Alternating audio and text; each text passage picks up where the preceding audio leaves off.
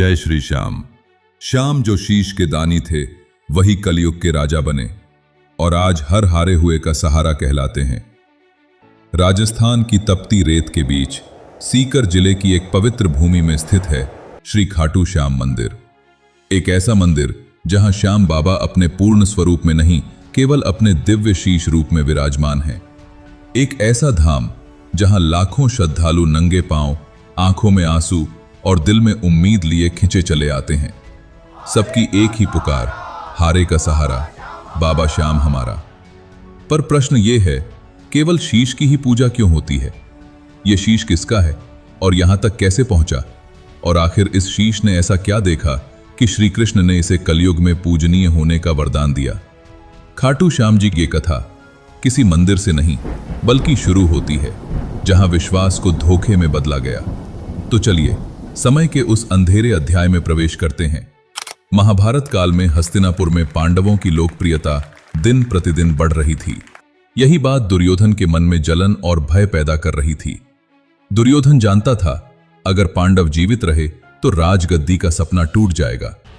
दुर्योधन ने अपने मामा शकुनी के साथ मिलकर पांडवों को समाप्त करने की योजना बनाई। इस योजना के अनुसार सबसे पहले पांडवों को वारणावत भेजा गया। पर प्रश्न यह है, वारणावत ही क्यों? क्योंकि पांडवों के स्वर्गीय पिता हर वर्ष वारणावत जाकर शिव महोत्सव में प्रजा को दान दिया करते थे। उनकी मृत्यु के बाद वो परंपरा टूट चुकी थी। शकुनी ने इसी बात का फायदा उठाया और फिर धृतराष्ट्र के माध्यम से पांचों पांडवों को माता कुंती के साथ वारणावत भेज दिया गया। दुर्योधन ने वारणावत में पांडवों के निवास के लिए पुरोचन नामक शिल्पी से एक भवन का निर्माण करवाया था। लाख शागृह, जो कि लाख, चर्बी, सूखी घास, मूंज जैसे अत्यंत उज्ज्वल कशील पदार्थों से बना था। महल को इस तरह बनाया गया कि रात्रि में आग लगाकर पांडवों को समाप्त कर सके। लेकिन विदुर को यह सब पता चल जाता है। तब विदुर अपनी योजना के तहत एक सुगम रास्ते से अपने लोगों को वारणावत भेजकर महल से नदी तक की एक सुरंग बनवाने का कार्य प्रारंभ करवा देता है, ताकि रात्रि में महल में आग लगाई जाए तो पांडव उस सुरंग से सुरक्षित बाहर निकल आए। होता भी यही है। वक्त पर विदुर के गुप्तचर सभी को बचाकर बाहर निकाल लाते हैं और सभी को वे नदी के उस पार छोड़ देते हैं।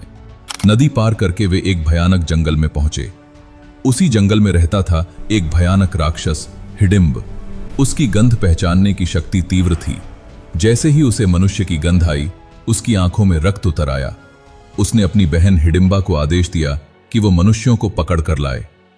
हिडिंबा जब पांडवों के समीप पहुंची तो उसकी दृष्टि भीम पर ठहर गई। उनका तेज, उनका पराक्रम और उनका व्यक्तित्व देखकर उसके मन में करुणा और प्रेम जाग उठा। वो अपने भाई की आज्ञा का पालन न कर सकी। उसने भीम को सावधान किया कि उसका भाई उन्हें मारने आ रहा है और तुरंत वहां से चले जाने को कहा। इसी बीच हिडिंब स्वयं वहां आ पहुंचा। उसने अपनी बहन को मनुष्यों से वार्तालाप करते देखा तो उसका क्रोध उग्र हो उठा। वो भीम पर टूट पड़ा। भीम ने चुनौती स्वीकार की और दोनों के बीच भीषण युद्ध आरंभ हुआ। पेड़ उखड़ने लगे, धरती कांप उठी और वन में गर्जन गूंजने लगा। कई घंटों तक संघर्ष चलता रहा। अंततः भीम ने अपनी अपार शक्ति से हिडिंब को परास्त कर उसका वध कर दिया। हिडिंब के मृत्यु के बाद हिडिंबा ने माता कुंती के समक्ष निवेदन किया कि वह भीम को अपना पति बनाना चाहती है।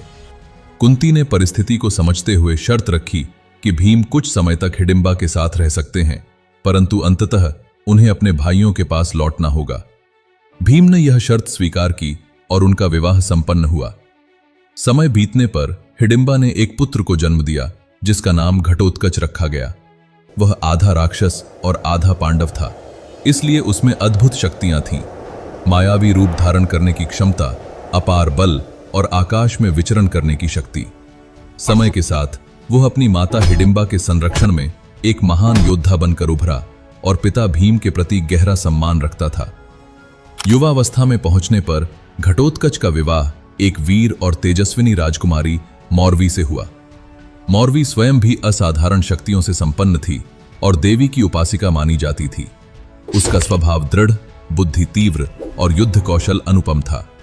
घटोत्कच और मौरवी का यह मिलन केवल दो व्यक्तियों का नहीं बल्कि दो महान शक्तियों का संगम था। कुछ समय पश्चात उनके यहां एक पुत्र का जन्म हुआ, बर्बरीक। जन्म से ही बर्बरीक के शरीर से दिव्य तेज प्रकट होता था। उनकी आंखों में असाधारण आत्मविश्वास और अद्भुत धैर्य झलकता था। बाल्यकाल से ही उन्होंने शस्त्र विद्या और तपस्या में रुचि दिखाई। उन्होंने घने वन में जाकर कठोर तपस्या आरंभ की। उनकी तपस्या से प्रसन्न होकर स्वयं दुर्गा प्रकट हुईं। देवी ने बर्बरीक की अटूट साधना और निष्ठा से प्रसन्न होकर उन्हें 3 अमोघ बाणों का वरदान दिया। ये साधारण बाण नहीं थे। पहला बाण लक्ष्य को चिन्हित करता था, दूसरा बाण उन सभी को चिन्हित कर सकता था जिन्हें बचाना हो, और तीसरा बाण पहले वाले तीर से चिन्हित सभी चीजों को नष्ट कर देगा। कहा जाता है कि इन 3 बाणों से वे पूरी सेना को कुछ ही क्षणों में नष्ट कर सकते थे, इसलिए उन्हें 3 बाणधारी भी कहा गया। समय बीतता गया और वो क्षण आ पहुंचा जिसे इतिहास ने महाभारत के नाम से जाना। महाभारत के युद्ध की घोषणा हो चुकी थी। उसी समय बर्बरीक ने भी युद्ध भूमि की ओर प्रस्थान करने का निश्चय किया। वो धर्म के लिए लड़ना चाहते थे और उन्होंने अपनी मां को वचन दिया था कि वो हमेशा हारे का सहारा बनेंगे, मतलब कमजोर पक्ष की तरफ से युद्ध करेंगे। जब वो कुरुक्षेत्र की ओर अग्रसर थे, तभी मार्ग में एक ब्राह्मण ने उन्हें रोका। वो ब्राह्मण वास्तव में स्वयं श्री कृष्ण थे, जो उनकी शक्ति और उद्देश्य को परखना चाहते थे। ब्राह्मण ने उनसे उनके युद्ध में शामिल होने का कारण पूछा। बर्बरीक ने शांत किंतु दृढ़ स्वर में बताया कि वह उसी पक्ष का साथ देंगे जो हारता हुआ प्रतीत होगा। यह सुनकर ब्राह्मण ने उनकी शक्ति की परीक्षा लेने का निश्चय किया। ब्राह्मण ने समीप खड़े एक वृक्ष की ओर संकेत करते हुए उनसे कहा कि वो उसके प्रत्येक पत्ते को भेद कर अपनी शक्ति सिद्ध करे। उसी समय ब्राह्मण ने एक पत्ता अपने चरणों के नीचे छिपा लिया। बर्बरीक ने अपने तरकश से बाण निकाला और उसे छोड़ दिया। वो बाण वायु की गति से वृक्ष के प्रत्येक पत्ते को भेदता चला गया। जब सारे पत्ते भेद दिए गए, तब वो बाण ब्राह्मण के चरणों के समीप मंडराने लगा, मानो संकेत दे रहा हो कि एक पत्ता अभी भी शेष है। जैसे ही ब्राह्मण ने अपना चरण हटाया, बाण ने छिपे हुए पत्ते को भी भेद दिया और वापस तरकश में लौट आया। इस अद्भुत दृश्य से स्पष्ट हो गया कि बर्बरीक की शक्ति असाधारण थी। ब्राह्मण ने गंभीर होकर उनसे कहा कि यदि वो अपने वचन के अनुसार युद्ध में उतरेंगे, तो परिणाम ये होगा कि वो बार बार पक्ष बदलता रहेगा।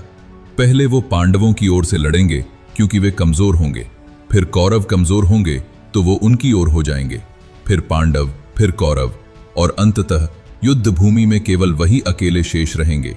यह स्थिति धर्म की स्थापना के उद्देश्य को ही निष्फल कर देती। बर्बरीक ने यह सुनकर अनुभव किया कि उनका संकल्प स्वयं उनके लिए संकट बन सकता है। उन्होंने उस ब्राह्मण से मार्गदर्शन की प्रार्थना की और उसे अपना गुरु स्वीकार किया। तब ब्राह्मण ने गुरु दक्षिणा के रूप में उसका शीश मांगा। बर्बरीक समझ गए कि यह कोई साधारण ब्राह्मण नहीं है। उन्होंने निवेदन किया कि वे अपने वास्तविक स्वरूप में प्रकट हों। क्षण भर में श्री कृष्ण अपने दिव्य रूप में प्रकट हुए। शीश दान से पूर्व बर्बरीक ने एक विनती की। वो युद्ध में भाग नहीं ले सकेंगे, किंतु वो इस महान युद्ध का साक्षी अवश्य बनना चाहते हैं।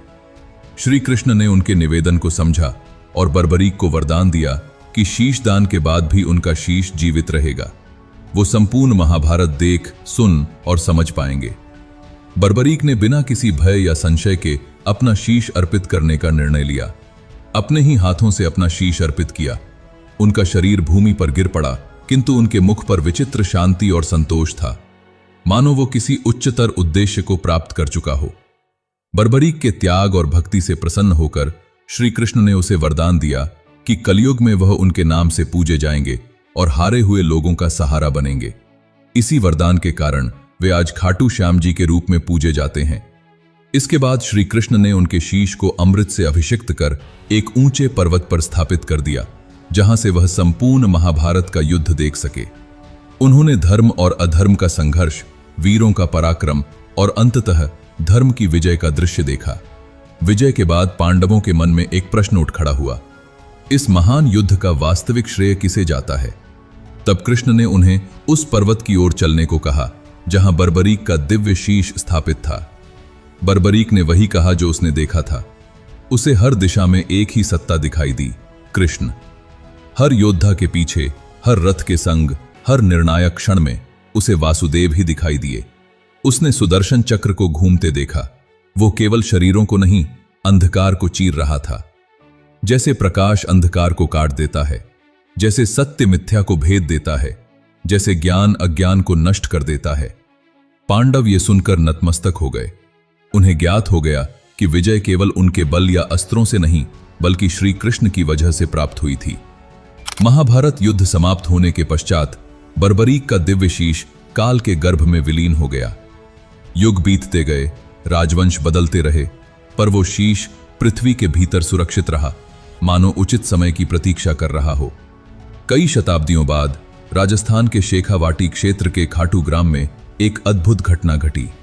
ऐसी मान्यता है कि सिखर जिले के खाटू गांव में गाय प्रतिदिन एक स्थान पर जाकर अपने आप दूध बहाने लगी। जब लोगों ने इस दृश्य को देखा तो वे सब हैरान हुए और तब सबने उस जगह की खुदाई करने का निर्णय लिया। जब भूमि को सावधानी से खोदा गया तो वहां से एक दिव्य शीश प्रकट हुआ। उसी समय क्षेत्र के शासक को स्वप्न में दिव्य संकेत प्राप्त हुआ कि यह कोई साधारण अवशेष नहीं बल्कि महाभारत के महान त्यागी वीर बर्बरीक का शीश है, जिसे स्वयं भगवान श्री कृष्ण ने वरदान दिया था कि कलयुग में वो श्याम नाम से पूजित होगा। राजा ने उस स्थान पर भव्य मंदिर निर्माण का संकल्प लिया। श्रद्धा, भक्ति और जन सहयोग से खाटू में मंदिर का निर्माण आरंभ हुआ। शीश को विधिवत प्रतिष्ठित किया गया। समय के साथ खाटू धाम आस्था का केंद्र बन गया। भक्त दूर दूर से आने लगे।